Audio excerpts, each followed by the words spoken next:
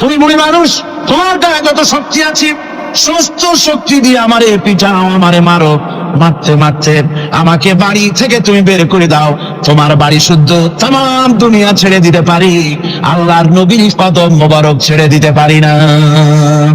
রাসূল করিম সাল্লাল্লাহু আলাইহি ওয়াসাল্লাম হযরত আলীকে ডাকলেন, আলী গো, চুক্তিপত্রে যেখানে আমার নাম মুহাম্মদুর রাসূলুল্লাহ লেখা আছে, আমার নামের সামনে থেকে রাসূলুল্লাহ নামটা বাদ দিয়ে দাও, মুহাম্মদ বিন আব্দুল্লাহ লেখ। হযরত আলী বলছেন, ইয়া রাসূলুল্লাহ, সারা জীবন আপনার গোলামি করেছি, যা বলেছেন তাই শুনেছি, জীবনটাও আপনার জন্য দেওয়ার জন্য প্রস্তুত আছি, ভবিষ্যতেও যত কথা বলবেন সব মাথা পেতে মেনে নেব, কিন্তু আজকের এই হুকুম আমার পক্ষে মানা সম্ভব হবে না। আমি আলীর পক্ষে কিছুতেই সম্ভব নয় যে আল্লাহর নবীর নামের সামনে থেকে মুহাম্মদুর রাসূলুল্লাহ আমি কেটে দেব। রাসূলুল্লাহ শব্দ আমি কাটতে পারবো না, এটা আমার পক্ষে সম্ভব নয়। নবীজি বললেন, আলী, কোন জায়গায় রাসূলুল্লাহ লেখা আমারে দেখো, আমি কেটে দিই। আমার বন্ধুগণ, নাম লিখতে জানেন না, সই করতে পারেন না, পড়তে জানেন না, তিনি বলতেছেন, ইন্নামা বুইস্তু মুআল্লিমান, আমি পৃথিবীতে প্রেরিত হয়েছি শুধুমাত্র শিক্ষক হিসেবে দুনিয়ায় এসেছি। দুনিয়ার কোন শিক্ষা প্রতিষ্ঠানে আল্লাহ রাব্বুল আলামিন তার হাবিবকে পড়ান নাই, যেহেতু তিনি তো বিশ্ব নবী। আমার নবী কি নবী? জোরে কর না, কি নবী? আপনার আমার নবী বিশ্ব নবী। বিশ্ব নবী সাধারণ মানুষের কাছে কি পড়বে? যে পড়াবে তার মগজ তো ছোট, তার জ্ঞান তো সীমিত।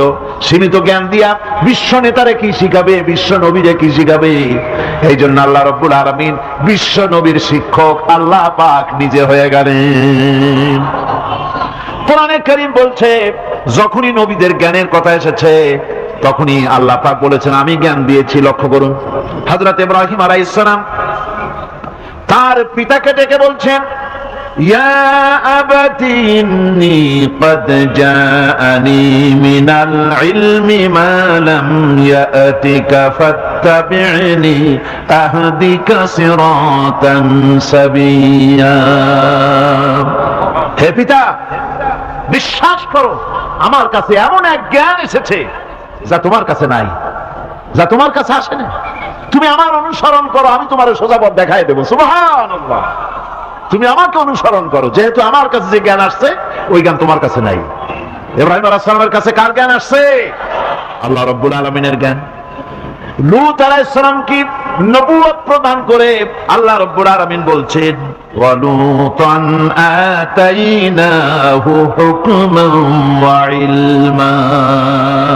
আমি লূতকে আমার পক্ষ থেকে জ্ঞান দান করেছি, হিকমত দিয়েছি, বিজ্ঞান শিক্ষা দিয়েছি, আমি তাকে ইলম দান করেছি। সুবহানাল্লাহ, আমি তাকে ইলম দিয়েছি। মুসা আলাইহিস সালাম সম্পর্কে আল্লাহ পাক বলেন, ওয়ালাম্মা বালাগা আশুদ্দাহু ওয়াস্তাওয়া আতাইনাহু হুকমান ওয়া ইলমা।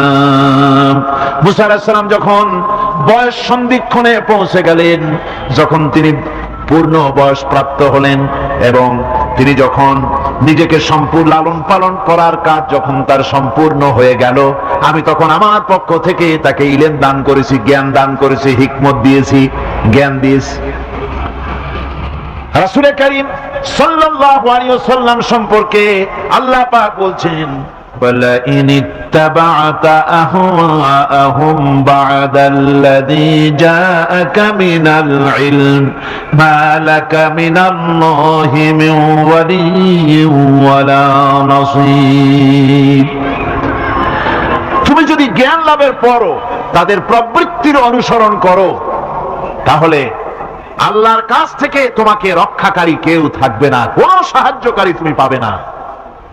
আমি যে জ্ঞান তোমাকে দিয়েছি এটারই অনুসরণ করো, এর মধ্যেই মুক্তি, বিশ্ববাসীর মুক্তি এই জ্ঞানের অনুসরণের ভেতরে। প্রত্যেক জাতির জন্য আল্লাহ রাব্বুল আলামিন নিজের পক্ষ থেকে রাসূল পাঠিয়েছেন। আল্লাহ পাক বলেছেন, ওয়ালিকুল্লি উম্মাতির রাসূল, প্রত্যেক জাতির জন্য আমি রাসূল প্রেরণ করেছি। এমন কোন জাতি নাই যার কাছে নবী রাসূল পাঠানো হয় নাই, وإن من أمة إلا خلا فيها نذير। সমস্ত নবীদের কাছে, সমস্ত উম্মতের কাছে, জাতির কাছে আমার পক্ষ থেকে আমি নবী পাঠাইছি। কোন সুবহানাল্লাহ। কেউ যেন বলতে পারে না যে আমরা আল্লাহর পক্ষ থেকে কোনো দাওয়াত পাই নাই, আল্লাহর পক্ষ থেকে সত্যকে চেনার কোনো রাস্তা পাই নাই। এই জন্য প্রত্যেক নবীদের, প্রত্যেক উম্মতের জন্য, জাতির জন্য আল্লাহ সুবহানাহু ওয়া তাআলা তিনি নবী পাঠিয়েছেন নিজের পক্ষ থেকে, হেদায়েত পাঠিয়েছেন নিজের পক্ষ থেকে।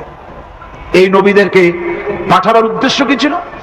কোরআনে কারিমে আল্লাহ পাক বলেন, আমাদের নবীকে আল্লাহ পাক ডেকে বলছেন, আলিফ লাম রা কিতাবুন আনজালনাহু ইলাইকা লিতুখরিজান নাস মিনাজ যুলুমাতি ইলান নূর। আলিফ লাম রা কিতাবুন আনজালনাহু ইলাইকা লিতুখরিজান নাস মিনাজ যুলুমাতি ইলান নূর।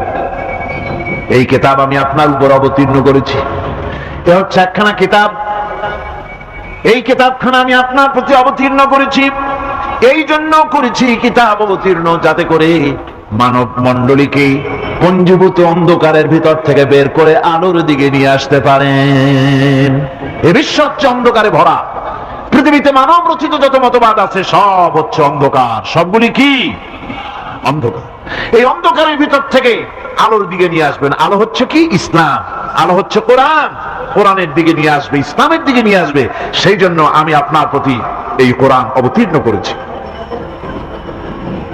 আমার ভাইয়েরা, সকল আসমানি কিতাবের উপরে আমাদের ঈমান আনা লাগবে। শুধুমাত্র কোরআন শরীফের উপরে নয়, সকল কিতাবের উপর ঈমান আনতে হবে। কোরআনকে যেমন মানি, মুহাম্মদ সাল্লাল্লাহু আলাইহি ওয়াসাল্লামকে যেমন মানি, সব নবীদের উপরে ওইরকম ঈমান আনতে হবে। কোরআন যেমন মানি ওই রকম করে সমস্ত কিতাবের উপরে ঈমান আনতে হবে।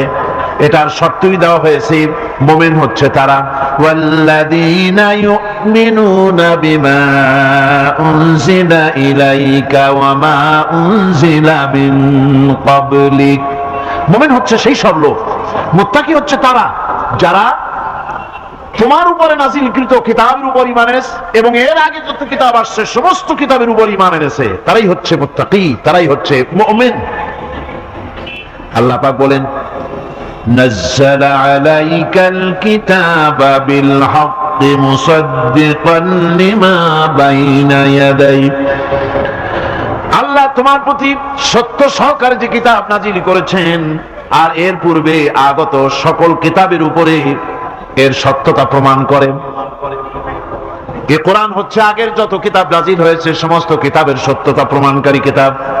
এই জন্য মুমিনদেরকে বলতে বলা হয়েছে, কুল আমান্না বিল্লাহি ওয়া মা উনজিলা আলাইনা ওয়া মা উনজিলা আলা ইব্রাহিম ওয়া ইসমাঈলা ওয়া ইসহাক ওয়া ইয়াকুব ওয়াল আসবাত। বলো, আমরা ঈমান এনেছি আল্লাহর প্রতি, আমাদের প্রতি অবতীর্ণ কিতাবের প্রতি, আর ইব্রাহিম, ইসমাইল, ইসহাক, ইয়াকুব এবং তার আওলাদদের প্রতি যে কিতাব অবতীর্ণ হয়েছে সমস্ত কিতাবের উপর আমরা ঈমান এনেছি। وما أوتي موسى وعيسى والنبيون من ربهم لا نفرق بين أحد منهم ونحن له مسلمون। আর মুসা, ঈসা, অন্যান্য নবীদের উপরে যত কিতাব অবতীর্ণ হয়েছে সমস্ত কিতাবের উপরে আমরা ঈমান আনতেছি। আর আমরা হচ্ছি আল্লাহ পাকের আজ্ঞাবহ, আমরা হচ্ছি আল্লাহ পাকের বান্দার মধ্যে আমরা শামিল। আল্লাহ পাক বলছেন, এই পৃথিবীতে আমি যত নবী পাঠাইছি সমস্ত নবীদের সাথে তিনটা জিনিস দিয়েছি। কয়টা জিনিস? তিনটি জিনিস দিয়েছি সমস্ত নবীদেরকে। লাকাদ আরসালনা রুসুলানা বিল বাইয়িনাতি ওয়া আনজালনা মাআহুমুল কিতাবা ওয়াল মিজানা লিয়াকুমান নাসু বিল কিসত। নিঃসন্দেহে আমি নবীদেরকে স্পষ্ট নিদর্শনাদি সহ এই পৃথিবীতে পাঠিয়েছি এবং সেই সঙ্গে তাদেরকে কিতাব দিয়েছি আর তাদেরকে মিজান দান করেছি, বাইয়িনাত দান করেছি। তিনটা জিনিস দিয়েছি, এক দিলাম বাইয়িনাত, আর এক দিলাম কিতাব, আর এক দিলাম মিজান। কয়টা হলো? তিনটা। বাইয়িনাত কি? বাইয়িনাত হলো, বাইয়িনাত বলা হয় এমন জিনিসগুলি কি যা একজন নবীর আচার আচরণ দেখে বুঝতে পারা যায় নিঃসন্দেহে ইনি আল্লাহর নবী। সুবহানাল্লাহ। এটাই হচ্ছে বাইয়িনাত। তার চরিত্র, তার আচার আচরণ, এগুলি প্রমাণ করে তিনি নবী। আমার বন্ধুগণ, হযরতে খাদিজা রাদিয়াল্লাহু তাআলা আনহা যখন ইসলামের দাওয়াত পেয়েছিলেন, আল্লাহ নবীর পক্ষ থেকে যখন দাওয়াত পেলেন, নবুয়তের তাওহীদের যখন দাওয়াত পেয়েছিলেন, একজন স্ত্রী হিসেবে তার স্বামীর প্রতি এত শ্রদ্ধা, স্বামীর প্রতি এত ভক্তি শ্রদ্ধা, অনাবিল ভক্তি শ্রদ্ধা, যার কারণে হযরতে খাদিজা একটা মুহূর্তের জন্য, এক সেকেন্ডের জন্য দেরি করেন নাই, কোনো প্রশ্ন তোলেন নাই যে আপনি নবী হইলেন কেমনে, অথবা আপনার মধ্যে তো এই এই জিনিস দেখছি, আপনি নবী হইলেন কেমনে, এমন কোন কথা বলেন নাই।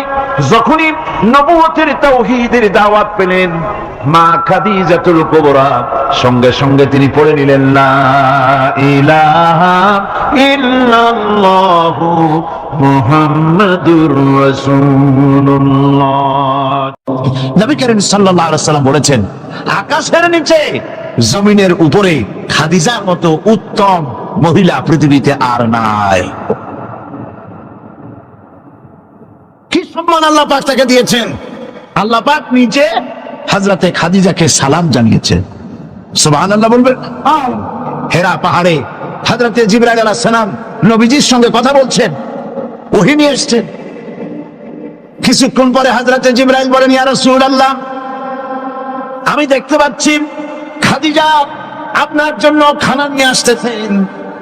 খাদিজা যখন আপনার কাছে পৌঁছে যাবে, আপনি খাদিজাকে বলবেন, আল্লাহ রাব্বুল আলামিন আজ আমি আসার সময় আমার মাধ্যমে খাদিজাকে সালাম জানিয়েছেন।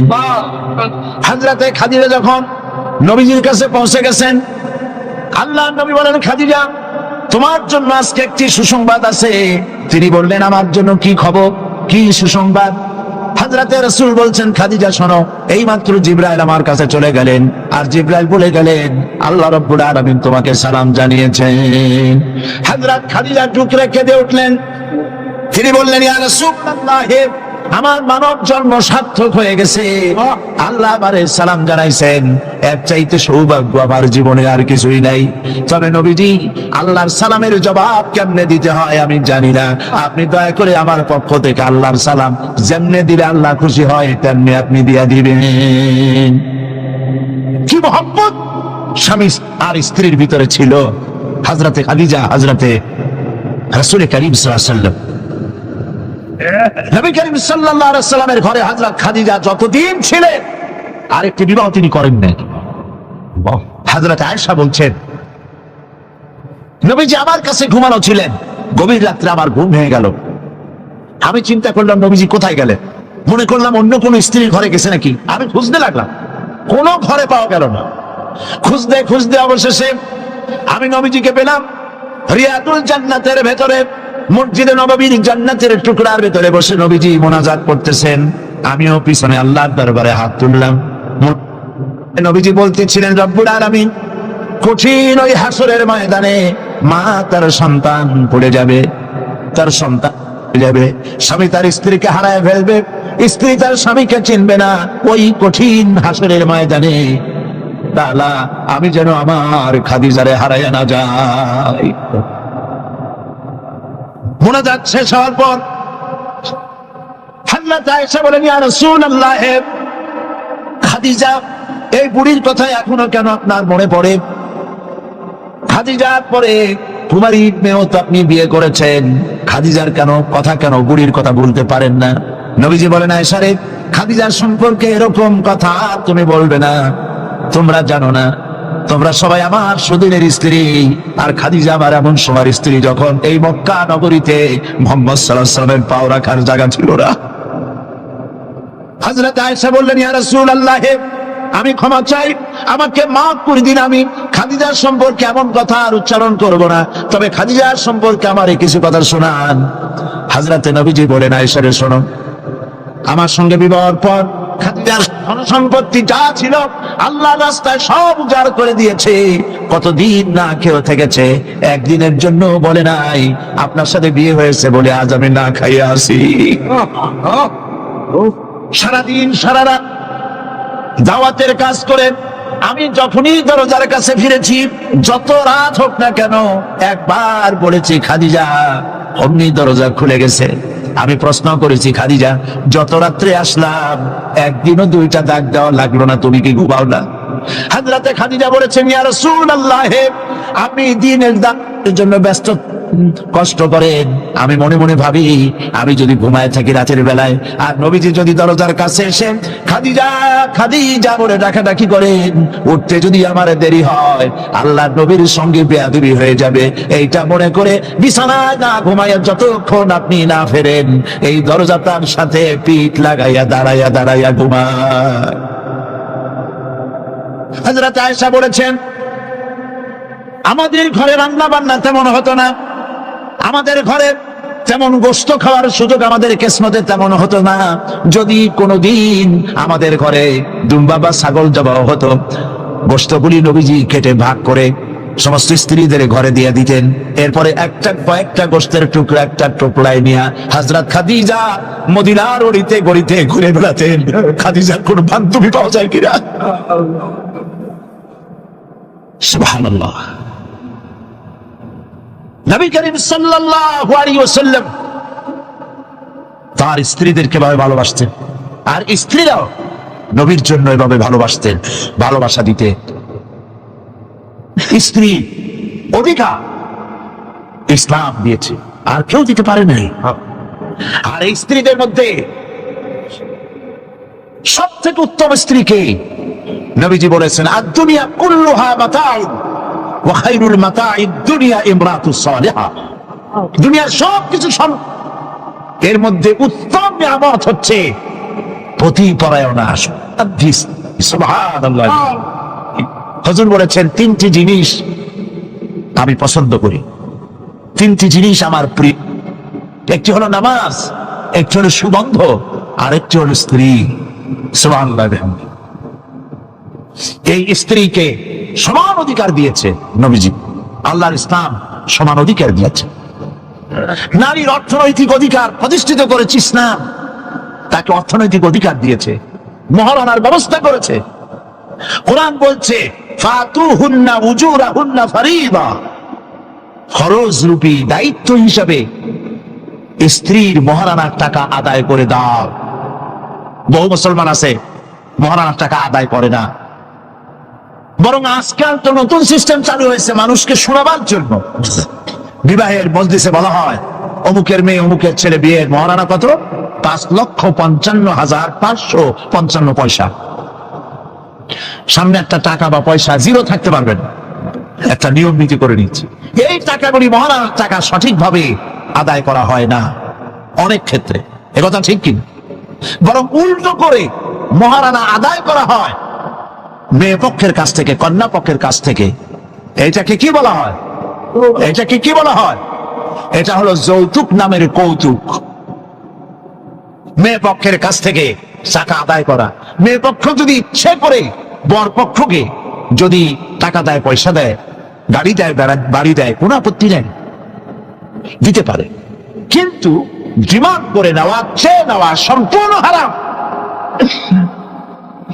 কন্যার পিতার মাতা 12 বছর, 18 বছর, 20 বছর, 25 বছর লালন পালন করে কলিজার টুকরা সন্তানটাই তো দিয়ে দিল। এর চাইতে টেলিভিশন, গাড়ি বাড়ি বেশি হয় কি করে? এই যৌতুক বাংলাদেশের সর্বত্র আছে, অবশ্য চট্টগ্রামে নাই। আছে। ছেলে যদি এমএ পাস করে, ইঞ্জিনিয়ারিং পড়ে, লয়ার হয়েছে, পিতার এই ধারণাই হয় সন্তানকে পড়াতে লেখাতে যত টাকা খরচ হয়েছে কন্যা পক্ষকে কাছের থেকে আদায় করে নেব। এবং সেই জন্য বিয়ের সময় দাবি করা হয়, 50 লক্ষ টাকা দিতে হবে, গুলশানে 3টা বাড়ি দিতে হবে, মঙ্গল গ্রহে অফিস বানায় দিতে হবে। আপনার ছেলে এমএ পাস করেছে, লয়ার হয়েছে, ব্যারিস্টার হয়েছে, তো কি হয়েছে? আপনি কেন নির্যাতন কন্যা পক্ষকে জায়েজ নাই, হারাম। শুকরের মাংস যেমন হারাম, কন্যার কাছ থেকে জবরদস্তি করে চেয়ে ডিমান্ড করে যৌতুক আদায় করা ওরকমই হারাম। এই কাজটি কি আপনারা করবেন? এই কাজটি কি করবেন?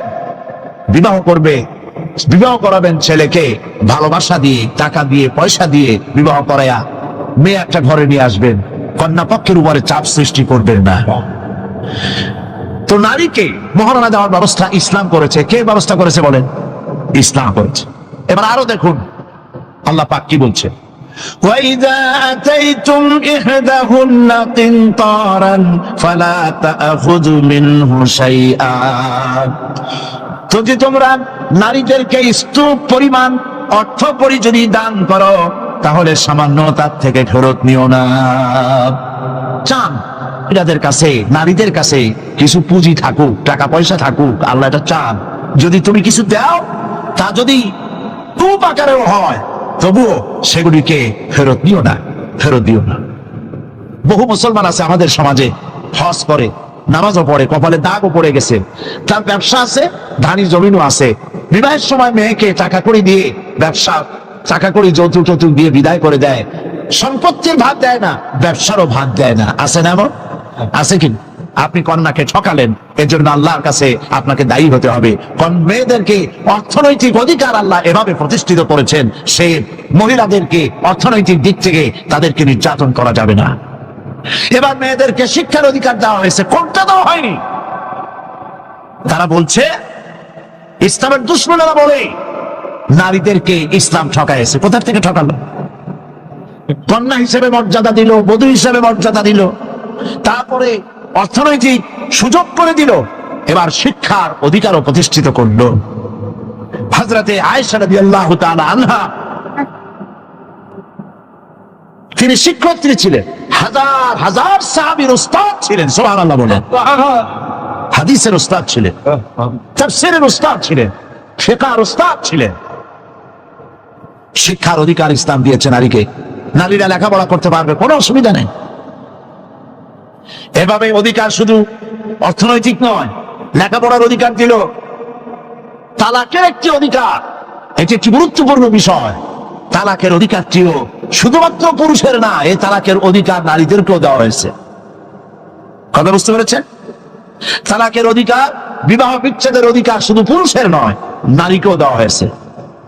পুরুষ যদি অকর্মণ্য হয়, যদি সে উন্মাদ হয়, জালিম হয়, নপুংসক হয়, তাহলে এই স্ত্রী কোর্টে তা প্রমাণ করে তার স্বামীকে পরিত্যাগ করে ইচ্ছে মতো স্বামী গ্রহণ করতে পারবে। ইসলাম সুযোগ দেয়। তালাক, কথায় কথায় তালাক দেওয়ার একটা রেওয়াজ আমাদের দেশে আছে। বাংলাদেশে যদি আল্লাহ কোনদিন দয়া করে ইসলামী রাষ্ট্র প্রতিষ্ঠিত করে দেন, তাহলে কথায় কথায় তালাক দেওয়ার এই প্রথাকে বন্ধ করে দেওয়া হবে। তরকারিতে লবণ কম হয়েছে, শুটকি মাছে ঝাল হইল কেন, এইসব কথা বলে তালাক দেওয়া যাবে না। আর একসঙ্গে 3 তালাক দেওয়া তো যাবেই না।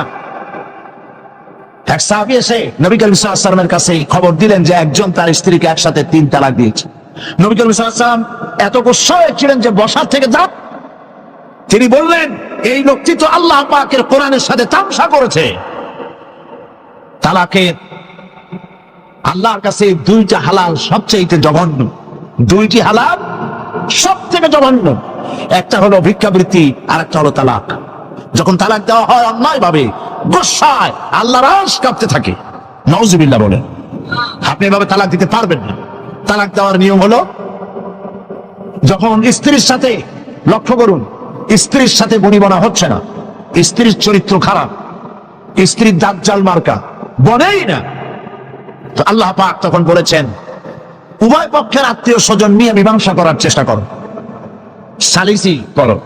যদি মীমাংসায় না হলো, তাহলে 1 মাসে 1 তালাক দাও, বিছানা আলাদা করে দাও, এবং অপেক্ষা করো তার এই অবস্থা দেখে সে ফিরে আসে নাকি। যদি ফিরে আসে তো গ্রহণ করো, যদি ফিরে না এলো 2য় মাসে 2য় তালাক দাও। তাও যদি ফিরে না, তাহলে সে গিয়ে 3 তালাক একদম রেজি করে দাও। আর ফেরত হবে না। 3 তালাকে বায়না করে দাও, এই স্ত্রীকে আর গ্রহণ করা যাবে না। এখন আমাদের দেশে রাগের মাথায় একসাথে 3 তালাক দেওয়ার পর মনে মনে অনুশোচনা হয়, এতগুলো ছেলে পেলে নিয়ে করবো কি, কি সর্বনাশ হইল, রাগের মাথায় করলামটা কি। এখন এই বউ ফিরে পাওয়ার জন্য মসলা তালাশ করে। তখন গ্রামের মুন্সি মৌলবী এই জাতীয় এক শ্রেণীর লোক আছে যারা কোরআন বোঝে না, হাদিস বোঝে না, তারা হিল্লা নামক একটা ঔষধ বের করছে। সেই ঔষধটা কি? তারা বলে যে এই স্ত্রীকে যদি আবার নিতে চাও তাহলে আর একটা পুরুষের সঙ্গে বিবাহ দাও এবং শর্ত করো যে তোমার কাছে দিলাম, 2-3 দিন পর তুমি তালাক দিয়ে দিবা, এরপরে আমরা নিয়ে নেব। তালাকের নিয়তে বিবাহ করা এটা সম্পূর্ণ হারাম, বিবাহ হবে না। তালাকের নিয়তে বিয়ে করলো, বিয়ে হবেই না। তারপরে এই যে ভাড়া করা, একজনের সঙ্গে হিলা করতে দেওয়া, এটাকে হাদিসের ভাষায় বলা হয়েছে ভাড়া করা সার। ভাড়া করা সার। ইসলামে এই ধরনের কোন বিধান নাই। সবাই কান খুলে শুনুন, হিল্লা করার যে ব্যবস্থা বাংলাদেশে গ্রামে গঞ্জে আছে, শরীয়তের কোন অস্তিত্ব নাই। কেউ যদি তার স্ত্রীকে তালাক দেয় আর এই স্ত্রীকে আবার ফেরত নিতে চায়, পর্যন্ত ফেরত দিতে পারবে না। একটা পথ আছে, সেই পথটা হলো এই ইচ্ছে করে কোন স্বামী গ্রহণ করেন, আর সেই স্বামী যদি ইচ্ছে করে ঘটনাচক্রে তালাক দেয়, অথবা ঘটনাচক্রে সেই স্বামীর যদি মৃত্যু হয়, তাহলেই কেবলমাত্র প্রথম স্বামীর কাছে আসতে পারবে। এছাড়া প্রথম স্বামীর কাছে আসা কিয়ামত পর্যন্ত সম্ভব নয়। এইটা ইসলাম করেছে দৃষ্টান্তমূলক শাস্তি দেওয়ার জন্য। কথায় কথায় তালাক দেবা, বাগুন ভর্তায় মরিচ হইল কেন, এইসব শয়তানি চলবে না। এইটার জন্যই এই বিধান করা হয়েছে। তালাক কখনো রাগের মাথায় এই জঘন্য কাজ কেউ করবেন না। যদি করতেই হয় তাহলে 3 মাসে 3 তালাক হবে, একসাথে 3 তালাক দেওয়া যাবে না। যদি কেউ একসাথে 3 তালাক দিয়ে বসে, তালাক হয়ে যাবে, এটাও মনে রাখবেন। তালাক হয়ে যাবে, তবে আল্লাহ পাক অসন্তুষ্ট হবেন, নারাজ হবেন, গোসায় আল্লাহর আরশ কাঁপতে থাকে। এই কাজটি কখনো করবেন না। আল্লাহ পাক তালাক চান না। আল্লাহ চান স্বামী স্ত্রীর মধ্যে মহব্বত পয়দা হোক। সুবহানাল্লাহ। যদি স্ত্রীর উপর রাগ হয়, কখনো মন খারাপ হয়, আল্লাহ বলছেন ওয়ালা তানসাউল ফাদলা বাইনাকুম, তোমরা পরস্পর পরস্পরের অনুগ্রহকে ভুলে। আজকের একটা ব্যাপারে মন খারাপ হয়েছে, তুমি চিন্তা করো তোমার জীবনের অনেক ক্ষেত্রে এই স্ত্রীর অনেক অবদান আছে, সেগুলিকে মনে করে আজকেরটা মাফ করে দিলেই তো সার। সুবহানাল্লাহ। কম আল্লাহ পাক চান না স্বামী স্ত্রীর ভিতরে অসন্তুষ্টি থাকুক এবং তালাক পর্যায়ে চলে যায়। একবার নবী করিম সাল্লাল্লাহু আলাইহি ওয়াসাল্লাম বসে আছেন মসজিদে নববীর ভিতরে, মুখ মুড়ি, সাহাবায়ে কেরাম ভয়তে কথা বলতে পারছেন না। কিছুক্ষণ পর হুজুর হযরত আলী হযরত ফাতেমার ঘরে ঢুকলেন, বেরিয়ে আসলেন হাসি মুখে। তিনি প্রশ্ন করলেন, সাহাবায়ে কেরাম জিজ্ঞেস করলেন, হে রাসূল, একটু আগে আপনার মুখ এত মলিন ছিল আর এখন আপনি এত হাসি খুশি, আমরা তো তখন কথা বলতে সাহস পাইনি। হুজুর কি হয়েছে? আল্লাহর নবী বলেন, ওদের মধ্যে মনোমালিন্যের সৃষ্টি হয়েছিল আর আমার মনটা খারাপ হয়ে গিয়েছিল। ওদের, বুঝতে পারছেন তো, হযরত আলী এবং ফাতেমার মধ্যে মনোমালিন্য সৃষ্টি হয়েছিল, আমার মনটা খারাপ হয়ে গিয়েছিল। আমি ভেতরে গেলাম, উভয়ের সঙ্গে কথা বললাম। এখন তারা দুজনের মধ্যে তাদের ভুল বুঝাবুঝির নিরসন হয়েছে, আমার মনটা খুশি হয়ে গেছে। নবীজি বলেন, ফাতেমাকে যে কষ্ট দেয় সে আমাকে কষ্ট দেয়, কারণ ফাতেমা আমার কলিজার টুকরা। স্বামী এবং স্ত্রীর মধ্যে সম্পর্ক ভালো থাকতে হবে, অধিকার সমান, তবে স্বামীর মর্যাদা বেশি। মর্যাদা কার বেশি? স্বামীর মর্যাদা বেশি। তিরমিজি শরীফের হাদিস এসেছে, আল্লাহর নবী একদিন একদিকে যাচ্ছিলেন, জঙ্গল থেকে এক পাহাড়িয়া উট এসে নবীজির কদমের উপরে নবীজির কদম মোবারকে চুমা দিল, সিজদা করলো। সাহাবায়ে কেরাম বললেন, ইয়া রাসূলুল্লাহ, পাহাড়ের উটের কি সৌভাগ্য, আল্লাহ নবীর পায়ের উপরে চুমা খেয়েছে, সিজদা দিয়েছে। আমাদের কি অনুমতি দেন, আপনার কদমের উপরে আমরা সিজদা দিয়া ধন্য হই। হুজুর বলেন, শোনো, আমি যদি এই পৃথিবী মানুষকে সেজদা করার জন্য যদি পারমিশন দিতাম, তাহলে পৃথিবীর সমস্ত নারীদেরকে বলতাম তারা যেন তাদের স্বামীকে সেজদা দেয়। তাহলে মর্যাদা কার বেশি? স্বামীর মর্যাদা বেশি, অধিকার সমান, মর্যাদা বেশি স্বামী। আবু দাউদ শরীফের হাদিসে এসেছে, নবীজি বলেছেন, কোন স্ত্রী লোক এমন অবস্থায় যদি মারা যায় যে তার স্বামী তার উপরে সন্তুষ্ট ছিল, আল্লাহ রাব্বুল আলামিন ওই মেয়ে লোকটি জান্নাত দান করে দিবেন। স্বামীর মর্যাদা এখানে বেশি। তাহলে আমরা দেখলাম অধিকারের দিক থেকে যখন নারী ছিল, বধূ ছিল, কন্যা ছিল, বধূ ছিল, সব জায়গায় ইসলাম নারীকে সম্মান বাড়িয়ে দিল, ঠিক কিনা বলেন? নারী বিবাহ হওয়ার পর কদিন পরে মা হয়ে গেল, মা হয়ে যাওয়ার পর মর্যাদা কমে গেল না বেড়ে গেল? বলেন, কমলো না বাড়লো? নবীজি বলছেন, আল্লাহর নবীর সামনে একজন সাহাবী এসে প্রশ্ন করলেন, হে আল্লাহ রাসূল, খেদমত করব কার? মান আহাক্কুন নাস বিহুসনি সাহাবাতি? ক্বালা উম্মুক। ক্বালা সুম্মা মান? ক্বালা উম্মুক। ক্বালা সুম্মা মান? ক্বালা উম্মুক। ক্বালা সুম্মা মান? ক্বালা আবুক। আখরাজাহুল বুখারী। বুখারী শরীফের হাদিস। সাহাবী জিজ্ঞেস করছেন, ইয়া রাসূলুল্লাহ, খেদমত করব কার? হুজুর বলেন, তোমার মায়ের। তারপরে কার? তোমার মায়ের। তারপরে কার? তোমার মায়ের। তারপরে কার? তোমার পিতার। বাপের চাইতে মায়ের মর্যাদা কয় গুণ বেড়ে গেল বলেন? 3 গুণ বেড়ে গেল মর্যাদা। আল্লাহর নবী মসজিদে নববীতে বসে আছেন, সাহাবায়ে কেরাম কর্তৃক পরিবেষ্টিত হয়ে এমন সময় একজন বুড়ি মসজিদে প্রবেশ করেছেন। হুজুর তাকে দেখে দাঁড়ায় গেলেন। কাছে যখন এলেন মহিলা, নবীজি নিজের গায়ের চাদর বিছায়া দিলেন।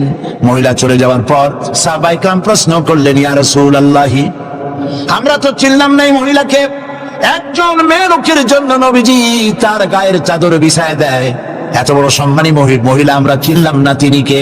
আল্লাহ নবী বললেন, আমার মায়ের দুধ আমার কিসমতে তেমন হয় নাই, যার কোলে কাকে চড়ে, যার বুকের দুধ খাইয়া আমি বড় হয়েছি, এই আমার সেই দুধ মা হযরতে হালিমাতুস সাদিয়া। মায়ের মহব্বত কেমনে বুঝতে হবে? মা যখন হয়ে গেলেন, সম্মান বেড়ে গেল সন্তানের কাছে। একজন সাহাবী এসে কাছে বলছেন, হে রাসূল, আমার মায়ের মেজাজ খুব খারাপ। হাদিস, আমার মায়ের মেজাজ খুব খারাপ। হুজুর প্রশ্ন করলেন, তোমার মা যখন তোমারে গর্ভে রাখছিলেন তখন তো মেজাজ খারাপ ছিল না? তিনি বললেন, হুজুর আমি সত্যি বলছি, মেজাজ খুবই খারাপ। হুজুর বলছেন, তোমাকে যখন তোমার মা ডেলিভারি করেছিল তখন তো মেজাজ খারাপ ছিল না? কয়, না হুজুর, দারুণ খারাপ মেজাজ।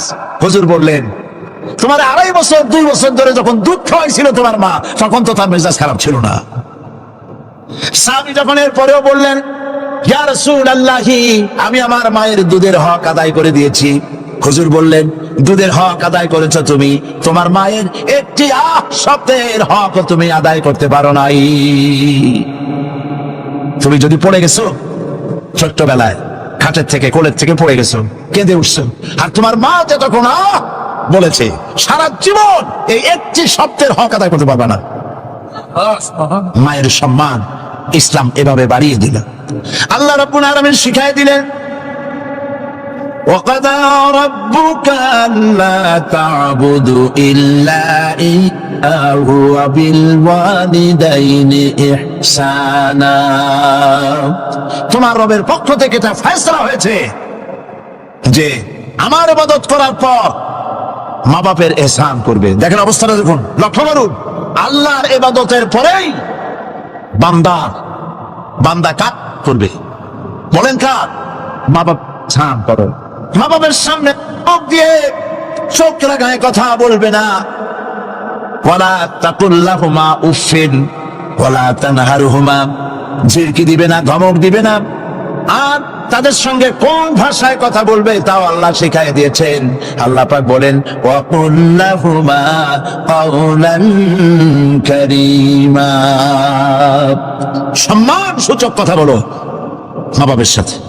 আর শিখাই দিলেন, বান্দারা তোমার মা বাবার জন্য আমার কাছে এই ভাষায় দোয়া করো, রব্ব রব্বিরহামহুমা কামা রাব্বায়ানি সাগীরা। আয় আমার রব, আমার বাবা ছোটবেলায় আমাকে যেভাবে স্নেহ করে লালন পালন করেছে, আল্লাহ পাক দয়া করে আমাকে, আমার পিতা মাতাকে তোমার রহমতের করে লালন পালন করো। আল্লাহ পাক শিখাই দিয়েছেন। এই দোয়া করবেন তো, মনে থাকবে। প্রত্যেক নামাজের পরে মোনাজাতে এই দোয়া করবেন।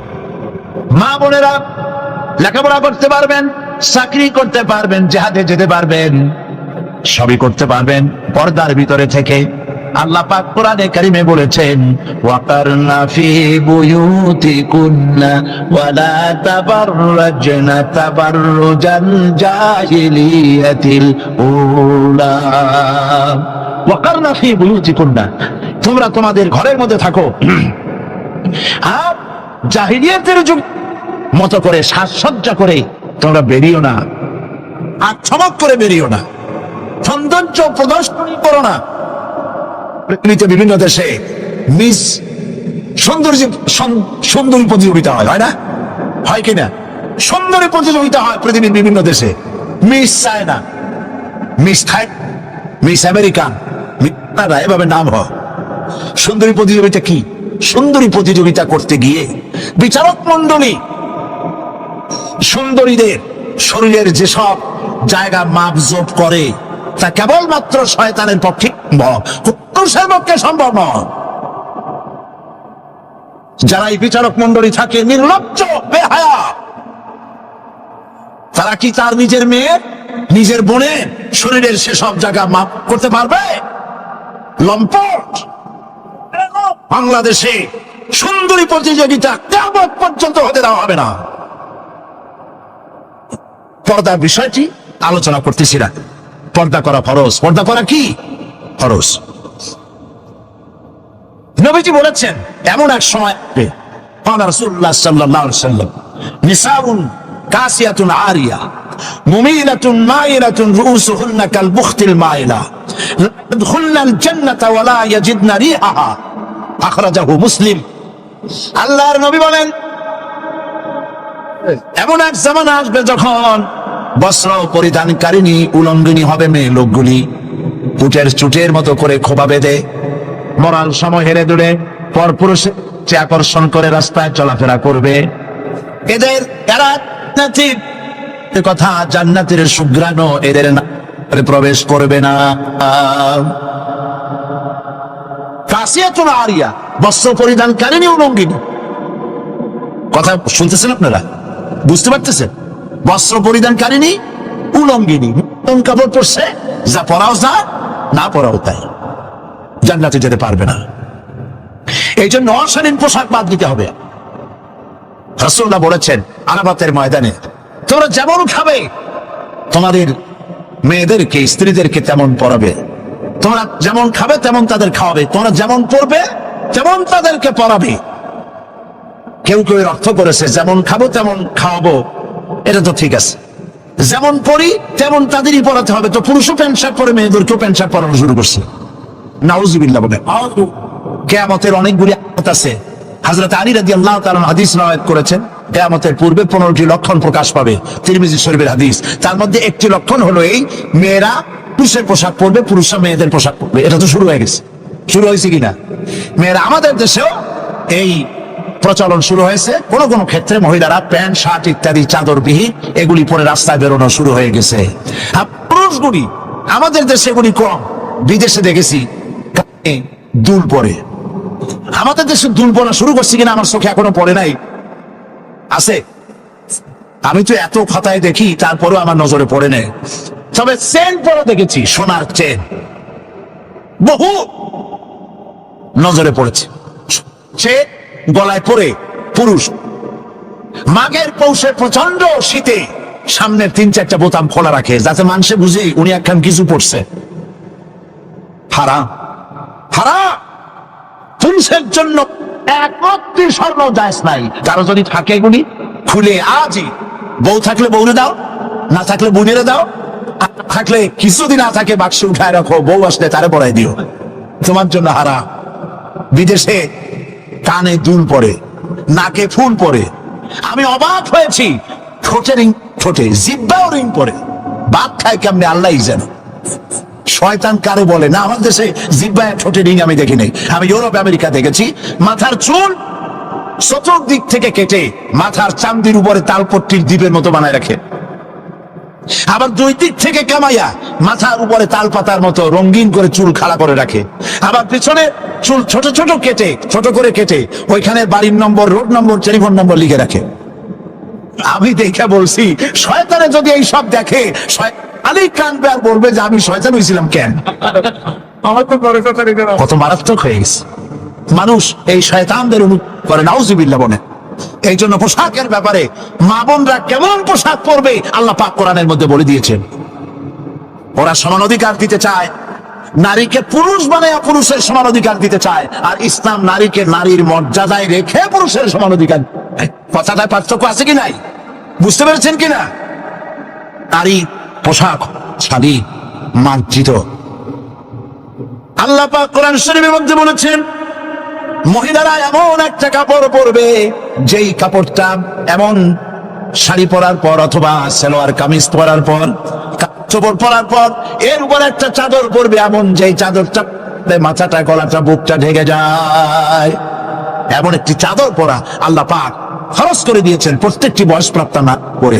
সেই জন্য মা বোনদেরকে তাদের কাপড় চোপড় শালীন হতে হবে। কোরআন শরীফে আল্লাহ পাক বলেছেন, ওয়ালা তাকরাবুজ জিনা ইন্নাহু কানা ফাহিশাতান ওয়া সাআ সাবিলা। জিনা করার কথা, জিনার নিকটও হয় না। এখন জিনার নিকটই কিভাবে হয়? জিনা করা তো দূরের কথা, জিনার কাছেও যাও না। জিনার কাছে যাওয়ার জন্য এগুলি হচ্ছে রুট, অশ্লীল গান, অশ্লীল বাজনা, সৌন্দর্য প্রতিযোগিতা, অশালীন অমার্জিত কাপড় চোপড় পরে রাস্তায় বেরোনো, এগুলি জিনা ব্যভিচার পথকে বাড়িয়ে দেয়। বলেন নাউজুবিল্লাহ মিন যালিক। এই জন্য মহিলাদের চাদর পরার কথা বলা হয়েছে, বোরকা কথা বলা হয়েছে, হিজাব এবং নেকাব পরার কথা বলা হয়েছে।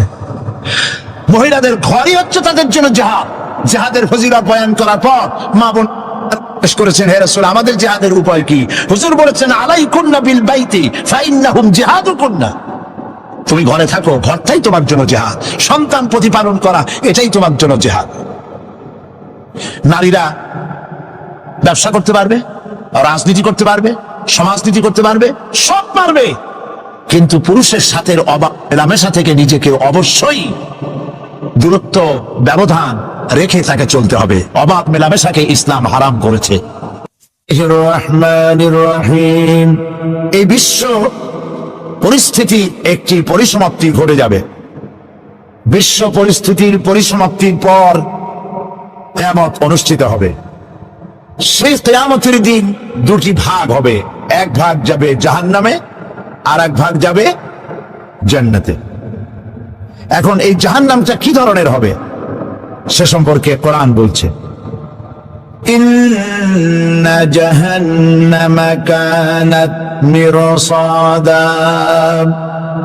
জাহান্নাম হচ্ছে একটি ঘাঁটি বিশেষ, লিত্তাগীনা মাআবা, যা হবে বিদ্রোহীদের আবাসস্থল, লাবিথিনা ফিহা আহকাবা, যার ভেতরে মানুষেরা, জাহান্নামীরা যুগের পর যুগ অবস্থান করবে। লা ইয়াযুকুনা ফিহা বারদান ওয়ালা শারাবা, এবং সেখানে কোনো ঠান্ডা বা কোনো পানীয়, সুপেয় কোনো পানীয় তাদের কিসমতে হবে না। ইল্লা হামিমা ওয়া গাসসাকা, সেখানে পান করার জন্য তারা পাবে উত্তপ্ত টকবগে গরম পানি আর ক্ষতের ক্ষরণ পুজ রক্ত। নাউযুবিল্লাহি মিন যালিক। জাযাআন ওয়িফাকা, এটি হচ্ছে তাদের কৃত কর্মের পূর্ণ ফল। ইন্নাহুম কানু লা ইয়ারজুনা হিসাবা, কারণ ছিল তারা হিসাবের কোনো হিসাব নিকাশের আশা করত না। ওয়া কাযযাবু বিআয়াতিনা কিযাবা, আর তারা আমার আয়াতগুলিকে মিথ্যা মনে করে প্রত্যাখ্যান করেছিল। ওয়া কুল্লা শাইইন আহসাইনাহু কিতাবা, আর আমি গুনে গুনে তাদের সমস্ত আমলগুলি লিপিবদ্ধ করে রেখেছিলাম। ফাযুকু ফালান নাযীদাকুম ইল্লা আযাবা, এখন বুঝো মজা, এখন তোমাদেরকে আযাব ছাড়া আর কিছুই বাড়ানো হবে না। এ হলো আজকে যেটুকুন আলোচনা করতে চাই সেটুকুনের তর্জমা আমি চেষ্টা করব খুব সংক্ষেপে কথাগুলিকে আপনাদের সামনে পেশ করার জন্য। বিমাশিয়াতিল্লাহি তাআলা ইন্না জাহান্নামা কানাত মিরসাদা। জাহান্নাম হচ্ছে একটি ঘাঁটি, একটি ফাঁদ। আরবি রাসাদ শব্দ থেকেই মিরসাদ শব্দের উৎপত্তি হয়েছে। এর অর্থ হলো ঘাঁটি, ফাঁদ। জাহান্নাম শিকারী ধরার জন্য ওত পেতে বসে আছে, এটাই বোঝানো হয়েছে।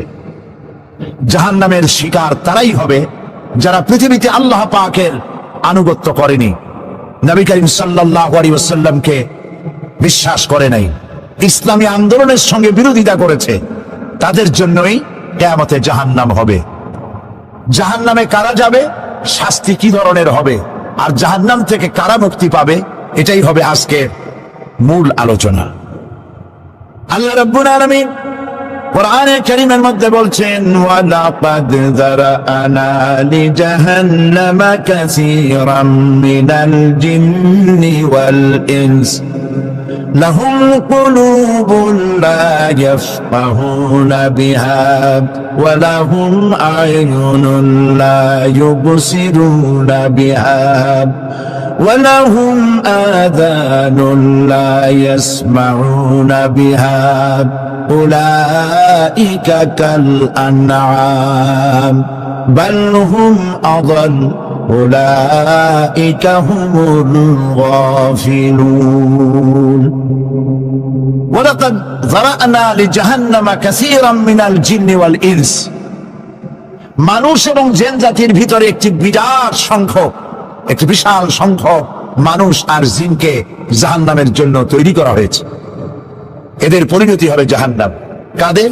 লাহুম কুলুবুন লা ইয়াফকাহুনা বিহা, যাদেরকে আমি কালব দিয়েছি, অন্তঃকরণ দিয়েছি, সেই অন্তঃকরণ দিয়ে, সেই মন দিয়ে, সেই চিন্তা দিয়ে, সেই চেতনা দিয়ে, সেই প্রজ্ঞা দিয়ে, সেই মেধা দিয়ে তারা আমাকে চিনতে চেষ্টা করলো না।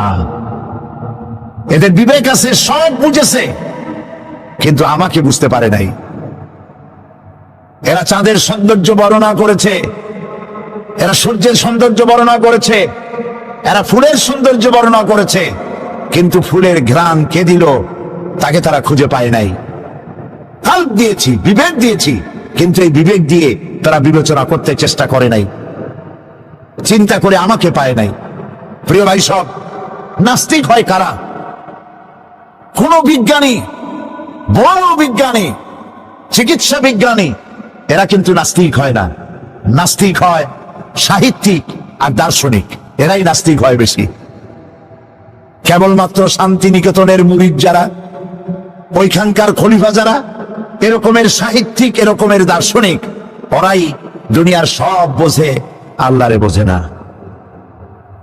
এদের চোখ দিয়েছি, এরা দুনিয়ার সব সৌন্দর্য উপভোগ করে, কিন্তু আমাকে চিনতে চেষ্টা করে না। তারা আমার কিতাব দেখা তু না মর যায়, মুঝে ये डर है कि दिले जिंदा तू ना मर जाए, कि जिंदगानी इबारत है तेरे जीने से, मुझे ये डर है कि दिले जिंदा तू ना मर जाए। আমার এই ভয় হয় হে আমার জীবিত আত্মা, তোর জন্য মৃত্যু না হয়ে যায়। কারণ তোর বেঁচে থাকার অর্থই হলো আমার বেঁচে থাকা, আর তুই মরে যাওয়ার অর্থ হলো আমি মরে যাওয়া। যে যার বিবেক মারা গেছে তার বেঁচে থাকার কোনো লাভ নাই। বিবেক জাগ্রত সচেতন ওই সব মানুষের যারা আল্লাহ পাকের সৃষ্টি নৈপুণ্যতা দেখে মাথা সিজদায় অবনত করে দেয়। আল্লাহ পাক বলছেন, কাল্ব দিলাম, গবেষণা করলো না, চোখ দিলাম, দেখলো না, কান দিলাম, শুনলো না। এদের অবস্থা কি? আল্লাহ রাব্বুল আলামিন বলেন, উলাইকা কাল আনআম, এরা চতুষ্পদ জানোয়ারের মতো, এরা পশু। এরপরে আল্লাহ পাক বলছেন, বালহুম আবাল, পশুর চাইতে নিকৃষ্ট। প্রিয় ভাই সব, জাহান্নাম বড় কঠিন জায়গা। হাসরবাসীরা জাহান্নামের গর্জন শুনতে পাবে। খুব কঠিন জায়গার দিকে আমরা প্রতি মুহূর্তে অগ্রসর হচ্ছি। আল্লাহ যেন জাহান্নাম থেকে আমাদেরকে রক্ষা করেন, আমরা বলি আমিন। কিয়ামতের ময়দানে জাহান্নামের গর্জন হাসরবাসীরা শুনতে পাবে। আল্লাহ রাব্বুল আলামিন বলেন, ইদা উলকু ফিহা সামিউ লাহা শাহীকান ওয়া হিয়া তাফুর। যখন জাহান্নাম গর্জন করতে থাকবে, জাহান্নামের প্রচন্ড গর্জন, তাকাদু তামাইয়াজু মিনাল গায়ব, মনে হবে যেন জাহান্নাম গোসায় হেঁটে পড়তে চাইছে। كلما ألقي فيها فوج سألهم خزنتها ألم يأتكم نذير। যখন কোন দলকে জাহান্নামের কাছে নিয়ে যাওয়া হবে, জাহান্নামের দ্বার রক্ষী বলবে, কেন জাহান্নামে আসলি? এই কঠিন জাহান্নামের পরিণতি সম্পর্কে কেউ কি তোমাদেরকে কিছুই শোনায় নাই? কোন সতর্ককারী কি তোমাদের কাছে আসে নাই? জাহান্নামীরা বলবে, ক্বালু বালা ক্বাদ জাআনা নাযীর, হ্যাঁ আমাদের কাছে সতর্ককারী এসেছিল। ফাকাযযাবনা ওয়া কুলনা মা নাযালাল্লাহু মিন শাই, আমরা সতর্ককারী আমাদেরকে জাহান্নামের কথা বলেছে, জান্নাতের কথা বলেছেন, আমরা এটাকে মিথ্যা মনে করেছি আর মনে করেছি আল্লাহ এসব কিছুই নাজিল করে নাই। জাহান্নামীরা আফসোস করে বলবে, ওয়াকালু লাউ কুন্না নাসমাউ আও নাকিলু মা কুন্না ফি আসহাবিস সাঈর। আরে যদি শুনতাম, নাসমাউ মানে মানতাম, যদি মানতাম, আলেমেরা যা বলেছিলেন কোরআন থেকে হাদিস থেকে, নবীরা যা বলেছিলেন, যদি মানতাম আর যদি বুঝতাম, আমল করতাম, আজকে জাহান্নামের কঠিন শাস্তির মুখোমুখি আমাদেরকে হতে হতো না। প্রিয় ভাই সব, জাহান্নাম বড় কঠিন জায়গা হবে। এই জাহান্নামে কারো মৃত্যু হবে না। এই পৃথিবীতে রোগ হোক, যত বড় মারাত্মক রোগ হোক, একদিন রোগী জরাজীর্ণ হয়ে ক্লান্তি হয়ে মৃত্যু হয়ে যাবে ঠিক, কিন্তু মানুষ যখন জাহান্নামে চলে যাবে, মৃত্যু যতই কামনা করুক না, কোনো মৃত্যু আর আসবে না। আল্লাহ পাক বলেছেন, সুম্মা লা ইয়ামুতু ফিহা ওয়া লা ইয়াহইয়া।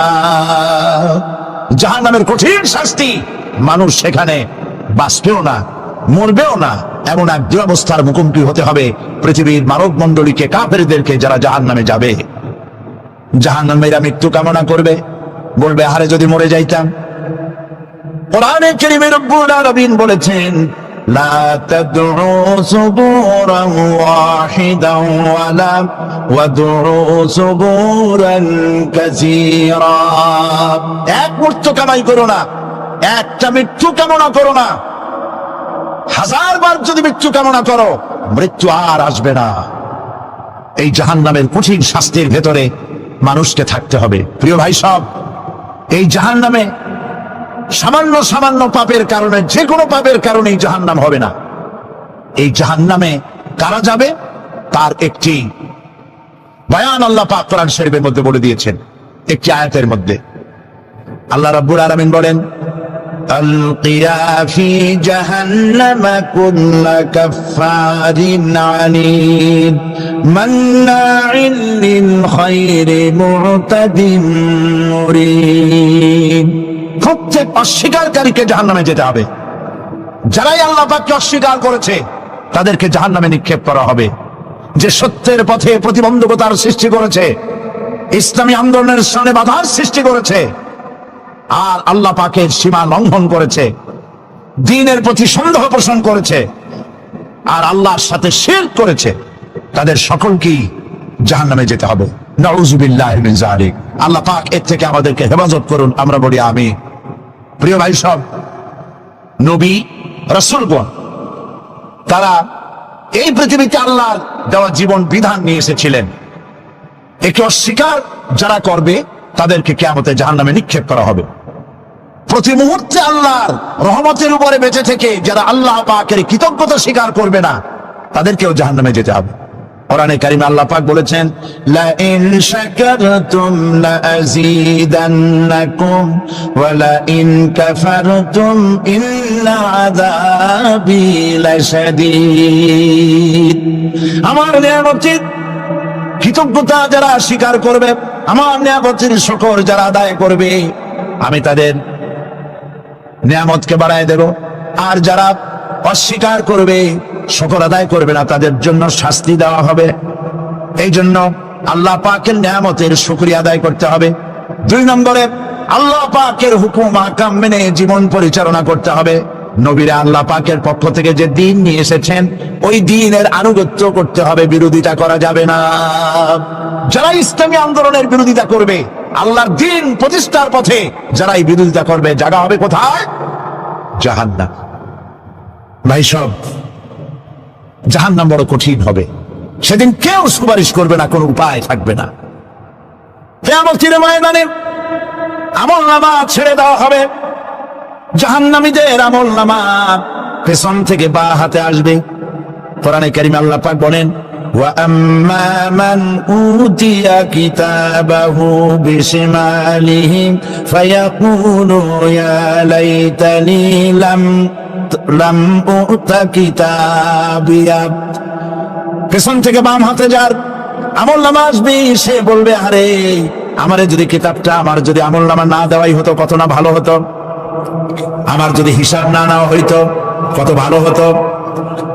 ওয়ালাম আদরি মা হিসাবিয়া ইয়া লাইতাহা কানাতিল কাদিয়া। আমার হিসাব যদি আমি আদৌ না জানতাম তাহলে কতই না ভালো হতো। হায় আমার মৃত্যু যদি দুনিয়ায় শেষ হয়ে যেত, আর যদি এই ময়দানে ওঠা না লাগতো।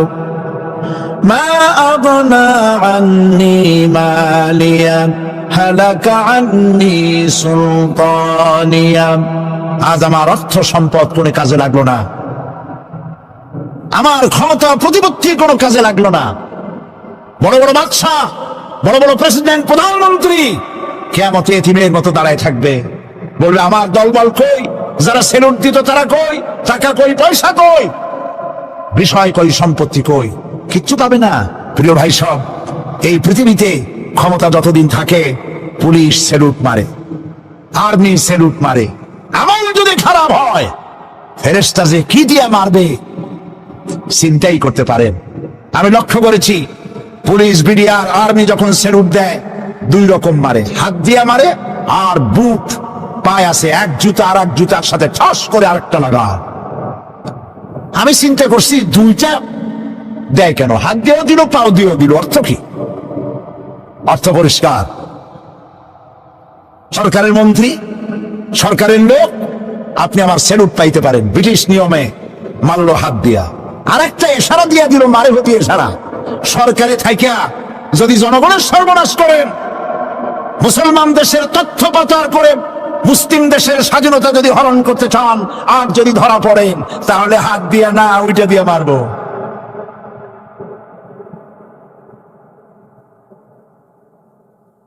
মানুষ কিয়ামতের ময়দানে রাজা বাদশা সব হয়রান হয়ে যাবে। জাহান্নামীদেরকে, কাফেরদেরকে, কাফেররা উপস্থিত হবে। কোরআনে কারীম আমলনামা বাম হাতে, বেঈমানদের বাম হাতে আমলনামা দিয়ে আল্লাহ পাক বলবেন, খুযুহু ফাগুল্লুহু সুম্মাল জাহিমা সাল্লুহু সুম্মা সিলসিলাতি যারউহা ৭০ যিরাআন ফাসলুকুহু। আল্লাহ পাক বলেন, পাকড়াও করো, কে ধরো,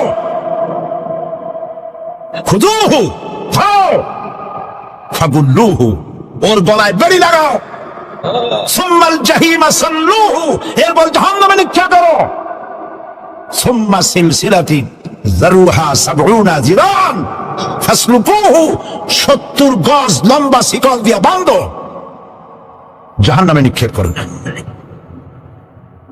এই জাহান্নামে ওই সব কাফিরদের জন্য হবে এই আযাব। আল্লাহ পাক কেন দিবেন কারণ সম্পর্কে আল্লাহ পাক বলেন, ইন্নাহু কানা লা ইউমিনু বিল্লাহিল আযীম ওয়া লা ইয়াহুদ্দু আলা তুআমিল মিসকিন। কারণ হলো এরা আল্লাহ পাকের উপরে বিশ্বাস স্থাপন করত না। বড় বড় বুদ্ধিজীবী, বড় বড় বুদ্ধিজীবী, বড় বড় কবি, আহারে আমার দেশের এক কবি বলল, ফজরের নামাজের আজান যখন শুনি মনে হয় বেশ্যা তার খরিদ্দার ডাকতেছে।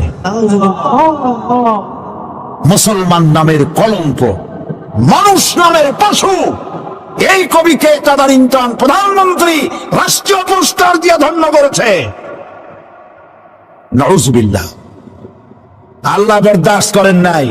কোরআনের সাথে ইসলামের সাথে যারা বেয়াদবি করেছে, আল্লাহ পাক এক থাপ্পড় দিয়া সব বেয়াদবদের সহায় দিয়েছেন। আল্লাহু আকবার। জাহান্নামের দুইটা কারণ হবে। একটা হলো আল্লাহকে অস্বীকার করেছে, নামাজ নাই, রোজা নাই, তাকায় দেখবেন চেহারাটা মুসলমানের মতো মনে হয় না, বুদ্ধিজীবী, পাটের দড়ির মতো চুলগুলো ফুরফুর করে চারপাশে, উপরে তো নাই। আর যদি থাকেও সেগুলো এমন অবস্থা, কাউয়ায় যদি রাস্তায় পায় ডিম পাড়ি থুয়ে যাবে। চুলের অবস্থা ওই, মোষের অবস্থা ঢাকনার মতো। কিছু কিছু মশলা তো এমন আছে, 5 ব্যাটারি টর্চ লাইট মারলেও বোঝার উপায় না, বেচারা হাসে না কান্দে। এইভাবে করে মাথার দশাই, চুলের দশাই, এগুলো হলো বুদ্ধিজীবী। আর এইগুলো হলো ওনাদের কলিজার টুকরা। ঠিক কিনা বলেন? সহ্য হয় না, ইসলাম ভালো লাগে না, কোরআন ভালো লাগে না, বুদ্ধিজীবী হইলেই জানলো। আল্লাহ রাব্বুল আলামিন কি যারা অস্বীকার করবে, আল্লাহ রাব্বুল আলামিন কিয়ামতের দিন বলবেন, ধর ধর, গলায় বেরি পড়া। দেখছেন না আসামিগুলারে বেরি পড়া কেমনে? ডান্ডা বেরি পড়াবেন আল্লাহ পাক, জাহান্নামের শিকল পরায় দিবেন আল্লাহর অস্বীকার করার কারণে। আর একটি কারণ কি? ওয়ালা ইয়াহুদ্দু আলা তুআমিল মিসকিন। মিসকিনদেরকে এরা খেতে দিত না, মিসকিনদেরকে, দুস্থদেরকে নিজেরাও খেতে দিত না, কাউকে খাবার দিতে উৎসাহিতও করত না। জাহান্নামে যাওয়ার জন্য আরো দুইটা কারণ রয়েছে, তার একটি এখানে বলেছি, দুটি কারণ এখানে আছে, আর একটা কারণ আর এক জায়গায় আছে। আল্লাহ পাক বলেছেন জাহান্নামীদেরকে প্রশ্ন করা হবে, ইয়াতাসাআলুনা আনিল মুজরিমিন মা সালাকাকুম ফি সাকার। জাহান্নামীদেরকে প্রশ্ন করা হবে, কেন জাহান্নামে এসেছো? তারা বলবে, ক্বালু লাম নাকু মিনাল মুসাল্লিন ওয়া লাম নাকু নুতঈমুল মিসকিন। আমরা নামাজ আদায় করি নাই, নামাজ পড়ি নাই, আর মিসকিনদেরকে খেতে দেই নাই। মারাত্মক কারণ হবে জাহান্নামে যাওয়ার এগুলি। প্রিয় ভাই সব, এরপরে কিয়ামতের দিন আমলনামা দিয়ে দেওয়ার পর একদল তো জান্নাতে চলে যাবে, ইমানদারদের ডান হাতে আমলনামা আসবে, আর বেঈমানের কোন হাতে? পিছন থেকে বাম হাতে।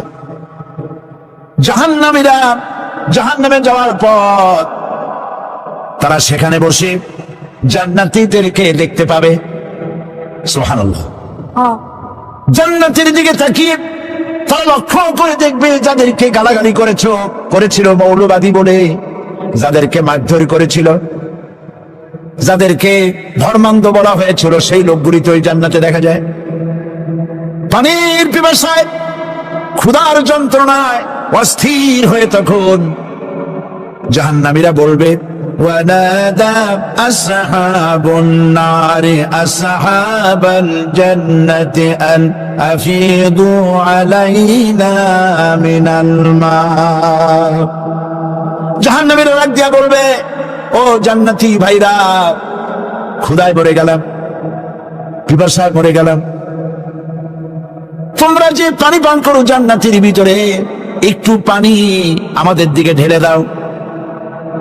আও মিম্মা রাযাকাকুমুল্লাহ, একটু পানি দাও, অথবা আল্লাহ পাক তোমাদেরকে যে রিজিক দান করেছে একটু খাদ্য আমাদের দিকে নিক্ষেপ করে দাও, একটু খাইয়া বাসি। আল্লাহ রাব্বুল আলামিন বলেন, জান্নাতি লোকেরা তখন বলবে, ক্বালু ইন্নাল্লাহা হারামাহুমা আলাল কাফিরিন। কাফিরদের জন্য আল্লাহ রাব্বুল আলামিন জান্নাতের নাজ এবং নিয়ামত, খাদ্য এবং পানীয় সব হারাম করে দিয়েছেন আল্লাহ পাক। বেহেশতের উপরে জাহান্নামীদেরকে ডেকে বলবি, ওয়ানাদা আসহাবুল জান্নাতি আসহাবান নারি আন ক্বাদ ওয়াজাদনা মা ওয়া'দানা রাব্বুনা হাক্কান। জান্নাতীরা বলবে, ও জাহান্নামী ভাইরা, তোমাদের সাথে আল্লাহ পাক যে ওয়াদা করেছিলেন সেই ওয়াদা তোমরা কি ঠিক মতো পেয়েছো? তার মানে হচ্ছে আল্লাহর ওয়াদা ছিল নেক কাজ করলে জান্নাতে যাবে, আর আল্লাহর দ্বীনের সঙ্গে বিরোধিতা করলে, আল্লাহর সাথে নাফরমানি করলে জাহান্নামে যাবে। নামাজ আদায় না করলে, জিনা ব্যভিচার করলে, ইসলামের পক্ষে না থেকে বিপক্ষে থেকে শত্রুতা করলে জাহান্নামে যাবে। আল্লাহর এই ওয়াদাগুলি ঠিক মতো পাইছো কিনা? আজ তোমরা জাহান্নামে গিয়েছো। তারা বলবে, হ্যাঁ, আমাদের আল্লাহ পাক যে ওয়াদা করেছিলেন সেই ওয়াদা অনুযায়ী আমরা আজকে বিপদে পড়েছি। আমরা আমল না করার কারণে, উল্টা কাজ করার কারণে আজ আমাদের এই দুরবস্থা হয়েছে। জাহান্নামীরা একদল আরেক দলের সঙ্গে অভিশাপ দেবে, একদল আরেক দলকে অভিশাপ দেবে। তারা একে অপরের বিরুদ্ধে অভিশাপ দিতে থাকবে।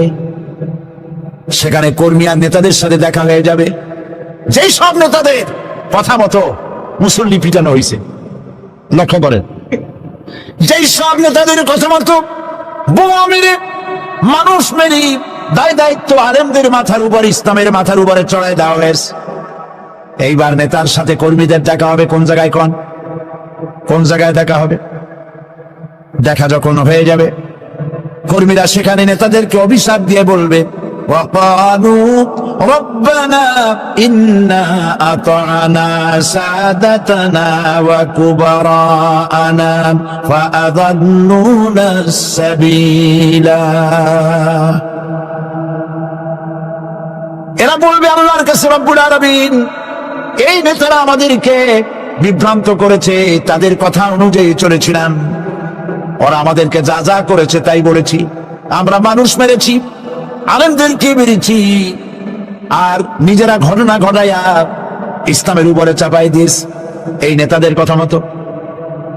কর্মীরা বলবি, রব্বানা আতিহিম দিফাইনি মিনাল আযাবি ওয়ালআনহুম লা'নান কাবীরা। আয় আল্লাহ, আজকে আমরা যে শাস্তি পাচ্ছি এর থেকে কেমন শাস্তি আমাদের নেতাদেরকে দেওয়া হোক। নেতাগুলো আসে, লম্বা লম্বা বক্তৃতা করে যায়। কোন নেতা বলে, আমার কর্মীরা খবরদার, নামাজ ছেড়ো না বাবারা, নামাজ পড়ো, কোরআন শরীফ পড়ো, হাদিস শরীফ পড়ো, ইসলাম অনুযায়ী চলো। বলে বলে বলে না, বলবে না, বললে তো খুব খারাপ, মৌলবাদী হয়ে যাবে, স্বাধীনতা বিরোধী, ইসলামের কথা বলছে, মুখে দাড়ি, নাউজুবিল্লাহ, বলে নাউজুবিল্লাহ। সেই সময় ওয়াদার প্রাপ্ত জাহান্নামীরা বলবে, وقال الذين كفروا ربنا أرنا الذين أضلانا من الجن والإنس। কাফেররা তারা বলবে, আয় আল্লাহ, কে আমাদেরকে গোমরাহ করেছিল, তোমার দ্বীনের রাস্তা থেকে কারা সরায় দিয়েছিল, জেনেদের মধ্যে, মানুষের মধ্যে একটু দেখায় দাও। আরেনা লাদাইনে আদাল্লানা, গোমরাহ করেছিল কারা, একটু দেখায় দাও। নাজআলহুমা তাহতা আকদামিনা লিয়াকুনা মিনাল আসফালিন। আমরা তাদের কাজকে পদদলিত করব, পায়ের নিচে রাখবো। সেদিন কর্মীরা নেতাদের সম্পর্কে এই কথা বলবে। প্রিয় ভাই সব, সেই কিয়ামতের ময়দানে কেউ কারো কোনো উপকার করতে পারবে না, নেতাও পারবে না কর্মীর উপকার করতে, আর কর্মীরাও তো পারবেই না। এই জাহান্নামের ভিতরে নেতা কর্মীদের কথোপকথনের মধ্যে শয়তানের সঙ্গে দেখা হয়ে যাবে। কার সাথে দেখা হবে? শয়তানের সাথে। এই যে কথাগুলি আমি বলছি, এগুলি গল্প, আমার বানানো কথা? চিল্লায় বলুন, কার কথা? প্রিয় ভাই সব, কান লাগাই শোনেন, ফায়দা হবে। আল্লাহ যেন আমাদের ফায়দা দেন, বলি আমিন। ভাইরা আমার, এখন তো শয়তান দেখা যায়, এখন দেখা যায় না, দেখলেও বোঝা যায় না কি কায়দায় কোন শয়তান আসছে, বুঝবার উপায় নাই। জাহান্নামের মধ্যে শয়তানের সাথে দেখা হয়ে যাবে। শয়তানের কথা মানুষেরা শোনে, গুনাহ করে নিজে। কবি বলেছেন, क्या हंसी आती है मुझे हजरत इंसान पर, क्या हंसी आती है मुझे हजरत इंसान पर, फेल बत्तू खोद करे और लानत करे शैतान पर। খারাপ কাজ নিজে করে দোষ দেয় শয়তানের। আসলে শয়তান তো প্ররোচনা দেয়। জাহান্নামের মধ্যে শয়তানের সাথে দেখা হয়েছে।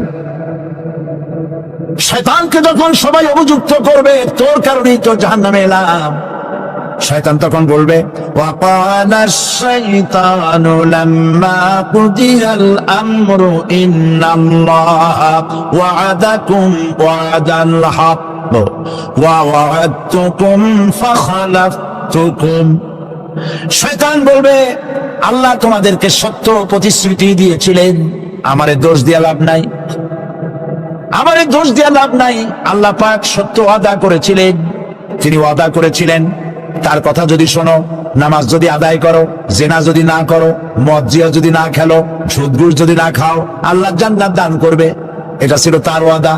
আল্লাহ তার ওয়াদা পালন করে যারা তার হুকুম মেনে চলেছে তাদেরকে জান্নাত দান করেছেন। আর আমার ওয়াদা ছিল ভিন্ন। আমি ওয়াদা করেছিলাম, ইট ড্রিঙ্ক আর বি মেরি, খাও আর ফুর্তি করো, দুনিয়াটা মস্ত বড়, দুনিয়া কা মজা লে লো, দুনিয়া তোমারি হ্যায়। শয়তানের কথা। কার কথা? শয়তানের কথা। শয়তানের কথা মতো শয়তান বলল, আমি বললাম পরকাল নাই, দেয়ার ইজ নো গড। বুদ্ধিজীবী মার্কা কথা। শ্রেষ্ঠ বুদ্ধিজীবী কে? চিল্লায় কোন? আমি অনেকগুলো ওয়াদা করছিলাম, এইটা নাই সেইটা নাই, আল্লাহ রসুলের কথা মানা মানার দরকার নাই। এমনি করে আল্লাহ যে ওয়াদা করেছিলেন সমস্ত ওয়াদা তিনি পালন করেছেন, আর আমি যে ওয়াদা করেছিলাম আজ আমি খেলাফ করলাম। এমন জায়গায় বলবে যে এইটারে শোধ করার, এটা সংশোধন করার আর কোন উপায় নাই। শয়তান আরো বলবে, ওয়ামা কানা লি আলাইকুম মিন সুলতান। আর আমি যে ওয়াদাগুলি করেছিলাম এর পিছনে কোনো দলিল ছিল না। আলেমরা কথা বলছে, কোথায় কোথায় কোরআন বলছে, হাদিস বলছে, লক্ষ্য করে শুনতেছেন আপনারা? আলেমরা কথা বলেছে, কোথায় কোথায় কোরআন আর হাদিসের দলিল পেশ করেছে, আল্লাহর কথা রাসূলের কথা পেশ করেছে। ওয়ামা কানা লি আলাইকুম মিন সুলতান। আর আমার কথার ভিতর কোনো দলিল ছিল না, আন্দাজে কয়ে গেছি। ভাইয়ের আমার, বোনের আমার, দিলা রাষ্ট্রের ডাক, জায়গায় তাকানো, পায়ে তাকানো নাই, সবাই দিলা দৌড়। এখন আমারে দোষ দাও কেউ? এইসব দোষ দিয়ে কি লাভ নাই। ইল্লা আন দাউতুকুম ফাস্তাজাবতুম লি। আমি কি করছি? আমি একটা বক্তৃতা দিলাম, জ্বালাময়ী একটা ভাষণ দিলাম, আমি একটা আহ্বান জানালাম, কোন চিন্তা ভাবনা না করে আমার পিছনে তোমরা দৌড় দিয়েছ। কে বলবে? আহারে, আল্লাহ কি কোনো কথা গোপন রাখছেন? কোন গোপন রাখছেন? সব বলে দিয়েছে। কেন চিন্তা নয়, নেতার চাই সে মঞ্চে দাঁড়ায় বক্তৃতা করতেছে, বেটা সারা জীবনে নামাজ পড়ে না, চেহারার দিকে তাকাইলে মনেই হয় না মুসলমান, মূলে পরে ফেরেশতা পর্যন্ত আশ্চর্য হয়ে যাবে, বেটা তুই শ্মশান থেকে কবরে আসছিস কেন?